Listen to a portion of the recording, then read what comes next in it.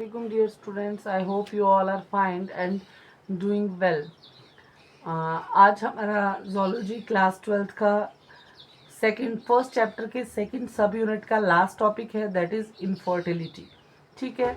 Infertility होता क्या है? इनफर्टिलिटी एक ऐसी कंडीशन है जब कोई भी couple unprotected regular sexual contact में रहता है लेकिन फिर भी female is unable to conceive a child, मतलब फीमेल प्रेग्नेंट नहीं होती है. उसी कंडीशन को हम कहते हैं इनफर्टिलिटी. मतलब कि कोई कपल 1-2 साल तक लगातार सेक्सुअल कंटेक्ट में है, वो भी अनप्रोटेक्टेड, मतलब कोई भी कंट्रासेप्टिव मेथड को यूज़ नहीं कर रहा, अनप्रोटेक्टेड सेक्सुअल कंटेक्ट में है, फिर भी बेबी को कंसीव नहीं कर पा रही फीमेल प्रेग्नेंट नहीं हो पा रही. दैट मीन्स कि फीमेल क्या है, कपल इनफर्टिलिटी है, कपल इनफर्टाइल कपल है. Infertility is a condition when a male and female are having unprotected regular sexual contact, but the female is unable to conceive a child. It means female is not getting pregnant. ठीक है. अब बहुत से reasons होते हैं. Society तो mainly कहती है कि हाँ, फीमेल में ही कोई मसला था, इस वजह से प्रेगनेंसी नहीं हुई, इनफर्टिलिटी फीमेल में है, लेकिन ऐसा नहीं होता. मेल्स में भी बहुत सी प्रॉब्लम्स होती हैं जिन वजह से कंसीव नहीं हो पाता. अब हम ये कुछ मेन रीजंस देखेंगे कि क्या रीजंस हैं इनफर्टिलिटी के. फिजिकल रीजंस, सबसे पहला हम फिजिकल रीजन देखेंगे. फिजिकल रीजन जैसे कई बार फीमेल में जो फैलोपियन ट्यूब्स होती हैं वो ब्लॉक होती हैं, जिस वजह से कंसीव नहीं हो पाता. कंजेनाइटल रीजंस भी होते हैं. कंजेनाइटल रीजंस मतलब ऐसे रीजन जो बाय बर्थ होते हैं. ठीक है.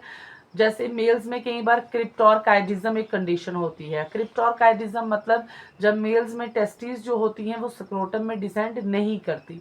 अगर टेस्टिस स्क्रोटम में डिसेंड ही नहीं हुई तो स्पर्मेटोजेनेसिस नहीं होगी. स्पर्मेटोजेनेसिस नहीं हुई तो फर्टिलाइजेशन कैसे होगी. ठीक है. और कभी कभार फीमेल में जो यूट्रस होता है वो बाय बर्थ क्या होता है, माल फॉर्म्ड होता है, सही तरीके से बना नहीं होता है. ठीक है. फिजियोलॉजिकल रीजंस होते हैं, जैसे वर्कलोड ज़्यादा हो गया, स्ट्रेस लेवल ज़्यादा हो गया, उस वजह से भी कंसीव नहीं हो पाता. उसके बाद इम्यूनोलॉजिकल रीजंस होते हैं. उसके बाद कई बार हार्मोन्स का बॉडी में लेवल ऊपर नीचे हो जाता है, उस वजह से भी कंसीव नहीं हो पाता. जैसे फीमेल में अगर थायराइड जो ग्लैंड है वो थायरॉक्सिन मतलब TSH थायराइड स्टिमुलेटिंग हार्मोन का लेवल अगर बॉडी में बढ़ जाता है तो वो ओव्यूलेशन को नहीं होने देता, ओव्यूलेशन को प्रिवेंट करता है, उस वजह से भी कंसीव नहीं हो पाता है. मेल्स में कभी ओलिगोस्पर्मिया हो जाता है, एजोस्पर्मिया हो जाता है, स्पर्म काउंट बहुत कम हो जाना. स्पर्म काउंट ठीक है लेकिन जो स्पर्म है वो क्या कर रहे हैं, उनकी मोटेलिटी ठीक नहीं है, उस वजह से भी कंसीव नहीं हो पाता है. अब इस प्रॉब्लम को ओवर करने के कम करने के लिए हमारी मेडिकल फैसिलिटी जो है वो बहुत ज़्यादा एडवांस हो चुकी है. बहुत सी ऐसी टेक्निक्स आ चुकी हैं जिनसे हम ऐसे कपल्स जो कंसीव नहीं कर पा रहे उनको कंसीव करने में हेल्प कर सकती हैं. ठीक है. ऐसी टेक्निक्स को कहते हैं असिस्टेड रिप्रोडक्टिव टेक्निक्स, जिन्हें हम ART भी कहते हैं. When natural conception is not possible, assisted reproductive technologies can be use to help couples to conceive. जब नेचुरल तौर पे कोई कपल कंसीव नहीं कर रहा तो असिस्टेड रिप्रोडक्टिव टेक्नोलॉजीज की मदद से हम क्या करते हैं, उन कपल को कंसीव करने में हेल्प करते हैं. ठीक है. अब कुछ टेक्निक्स जो हैं वो हमारे NCERT के सिलेबस में हैं, उन टेक्निक्स को हम क्या करेंगे, वन बाय वन देखेंगे. सबसे पहली टेक्निक है इन विट्रो फर्टिलाइजेशन, जिसे हम embryo transfer and embryo transfer. ठीक है. अब इन विट्रो फर्टिलाइजेशन में क्या होता है, इन विट्रो फर्टिलाइजेशन जो होती है वो बॉडी के बाहर होती है. इन विट्रो फर्टिलाइजेशन मतलब वो फर्टिलाइजेशन जो बॉडी के बाहर हो रही है, लैब के अंदर हो रही है. ठीक है. Fertilization of ovum by sperm done outside the body of a woman is called in vitro fertilization. Obvious सी बात है, अगर फर्टिलाइजेशन हुई है तो जाइगोट भी बनेगा.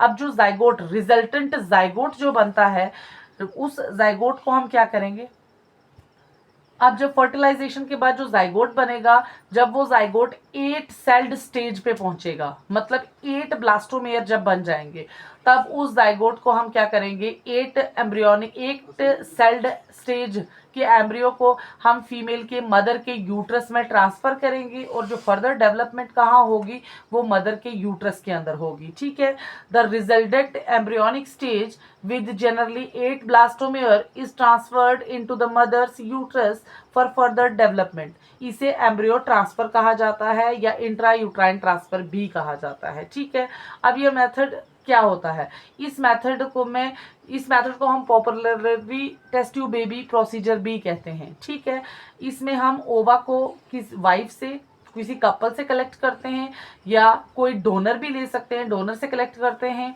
स्पर्म को भी हम हस्बैंड से कलेक्ट करते हैं या किसी मेल डोनर से कलेक्ट करते हैं। फिर उन दोनों को लैब के अंदर पैट्री डिश के अंदर फ्यूज़ करवाया जाता है। फ्यूज़ करवाने के बाद क्या बनता है, जाइगोट बनता है। और लैब में जो हम ये सब को सेम वैसी कंडीशन देंगे जैसे मदर की बॉडी के अंदर होती हैं। ठीक है, फिर जाइगोट बनेगा, फिर उस जाइगोट को हम क्या करेंगे, ट्रांसफर कर देंगे मदर में। कई बार जो मदर होती है वो मेडिकली फिट नहीं होती है कि वो जो इन विट्रो प्रोड्यूस किया हुआ एम्ब्रियो है उसको रिसीव कर सके। उन केसेस में हम क्या करते हैं, एम्ब्रियो को किसी दूसरी मदर की यूट्रस में इम्प्लांट करते हैं। ऐसी मदर को हम क्या कहते हैं, सुरोगेट मदर, जिसकी मर्जी पहले पूछी जाती है। ऐसा नहीं है कोई भी औरत उठाई उसके यूट्रस में बेबी को इम्प्लांट कर दिया, नहीं नहीं, पहले उसका एग्रीमेंट साइन होता है, उससे इजाज़त ली जाती है। अगर वो मान जाए, मतलब आप सिंपल ये कह दो, किसी दूसरी औरत की कोक को हम क्या लेते हैं, रेंट पे ले लेते हैं 9 मंथ तक। तो उसकी कोक में हम इम्प्लांट कर देते हैं, यूट्रस में हम इम्प्लांट कर देते हैं बेबी को, एम्ब्रियो को, और वो डेवलपमेंट करता है 9 मंथ तक वहाँ पे। ठीक है, this is all about in vitro fertilisation and embryo transfer.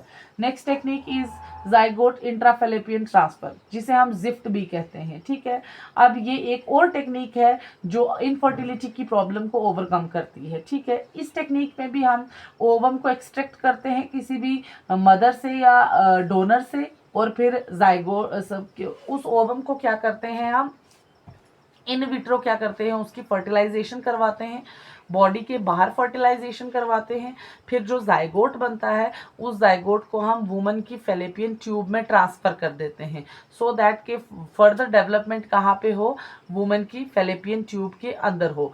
Intrafallopian means inside the fallopian tube, मतलब हम जाइगोट फर्टिलाइजेशन लैब में करवा रहे हैं, जाइगोट लैब में बन रहा है, लेकिन उस जाइगोट को हम कहाँ ट्रांसफ़र कर रहे हैं, फीमेल के फेलोपियन ट्यूब में ट्रांसफ़र कर रहे हैं, सो दैट कि फर्दर जो डेवलपमेंट हो वो कहाँ पे हो, फीमेल के यूट्रस के अंदर, फीमेल की बॉडी के अंदर।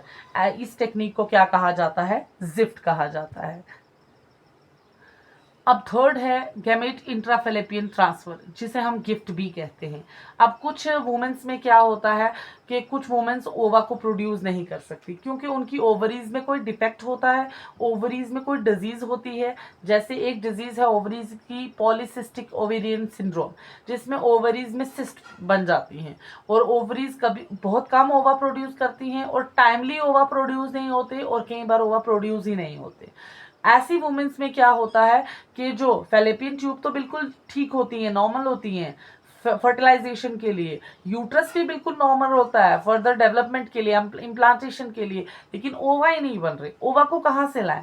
उस टाइम पे क्या करते हैं, ऐसे वुमेन के केसेस में हम क्या करते हैं कि ओवा को किसी भी उसी मदर से, किसी दूसरी मदर से कलेक्ट किया जाता है, किसी डोनर से ओवा को हम कलेक्ट करते हैं और उस ओवा को हम ट्रांसफ़र कर देते हैं कहाँ पे, फीमेल के फेलोपियन ट्यूब में, मदर की फेलोपियन ट्यूब में ट्रांसफ़र कर देते हैं। फेलोपियन ट्यूब में फर्टिलाइजेशन होगी, फिर इम्प्लांटेशन होगी, फर्दर डेवलपमेंट मदर के अंदर होगी, लेकिन ओवा हम किसी और से लेते हैं। ओवा गैमेट को ट्रांसफ़र कर रहे हैं, इसीलिए नाम पड़ा गैमेट इंट्राफेलोपियन ट्रांसफ़र, जिसे हम गिफ्ट भी कहते हैं। ठीक है, इंट्रासाइटोप्लाज्मिक स्पर्म इंजेक्शन ICSI, ये एक और स्पेशलाइज्ड प्रोसीजर है जिसमें हम क्या करते हैं, स्पर्म को डायरेक्टली जो ओवा है ओवा के अंदर इंजेक्ट किया जाता है, ओवा के साइटोप्लाज्म में डायरेक्टली स्पर्म को इंजेक्ट किया जाता है। किसकी मदद से? माइक्रोस्कोपिक नीडल की मदद से। और जो एम्ब्रियो होता है उसको हम, ये सब लैब में हो रहा है, लैब में क्या किया जाता है, अंडर द माइक्रोस्कोप हो रहा है। स्पर्म लेंगे, ओवा लेंगे, माइक्रोस्कोप नीडल की मदद से जो स्पर्म है उसको डायरेक्टली ओवा के साइटोप्लाज्म में इंजेक्ट करेंगे, ठीक है। और जो ओवा बनेगा फिर एम्ब्रियो बनेगा, उस एम्ब्रियो को हम मदर के यूट्रस में या फैलोपियन ट्यूब में ट्रांसफर करेंगे।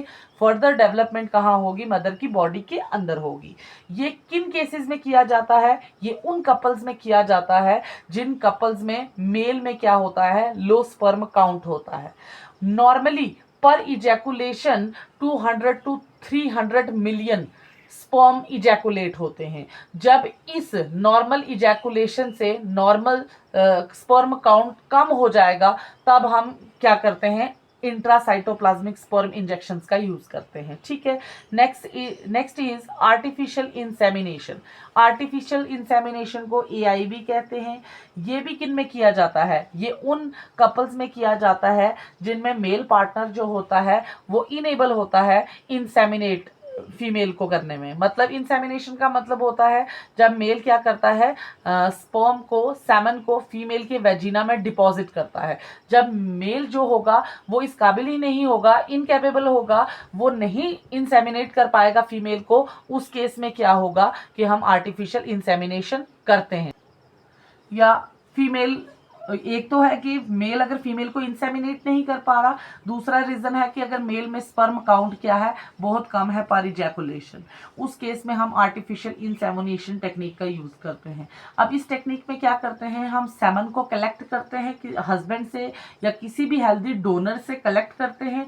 फिर इस सेमन को हम क्या करते हैं? यूट्रस के अंदर इंट्रोड्यूस करते हैं। इंट्रा यूट्राइन इंसेमिनेशन मतलब यूट्रस के अंदर सेमन की इंट्रोडक्शन करते हैं फॉर अचीविंग फर्टिलाइजेशन। फिर सैमन गया, सैमन जब यूट्रस से जाएगा फैलोपियन ट्यूब में, वहां पे फर्टिलाइजेशन होगी।